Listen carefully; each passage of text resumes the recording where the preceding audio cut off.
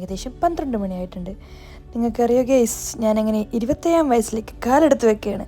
അപ്പോൾ ഈ പിള്ളേരെ ഇങ്ങനെ തള്ള വിളിക്കുമെങ്കിലും ഞാനും മനസ്സിലാക്കി ഞാൻ ഒരു തള്ളയായി എന്ന്.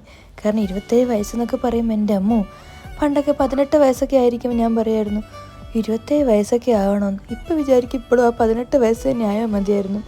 പിന്നെ കേക്ക് മുറിക്കുന്നതിനിടയിൽ ചെറിയൊരു കരച്ചിലും വിഷമമൊക്കെ വന്നു. വേറെ ഒന്നുമല്ല, നമ്മളിവിടെ ചുറ്റും എത്ര ആൾക്കാരുണ്ട് എന്ന് പറഞ്ഞാലും അതിനകത്ത് ഒരാളില്ലെങ്കിൽ ആ ഒരാൾ നമുക്ക് അത്രയും പ്രധാനപ്പെട്ട ആളാണെങ്കിൽ നമുക്ക് അയാളില്ലെങ്കിൽ ഭയങ്കര വിഷമമായിരിക്കും.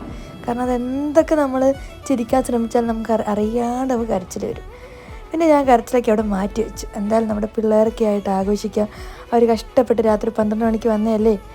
ഇനി ഞാൻ അതൊക്കെ മാറ്റി വെച്ച് പിന്നെ കേക്ക് കൊടിയും അതും ഇതൊക്കെയായി. ഞാൻ വേഗം പോയിട്ട് തക്കിടൂന് കേക്ക് കൊടുത്തു. പിന്നെ ഞങ്ങൾ കുറച്ച് നേരം റോഡിലിറങ്ങി, എല്ലാം വിഷമമൊക്കെ മാറ്റാൻ വേണ്ടി റോഡിലൊക്കെ ഇറങ്ങി കുറച്ച് നേരം എല്ലാവരും കൂടി വർത്താനം തക്കിടുമായിട്ട് കളിച്ചു. അപ്പോൾ അടുത്ത വീഡിയോയിൽ അടുത്ത ബർത്ത്ഡേ വ്ളോഗുമായിട്ട് കാണാം. Okay, bye bye.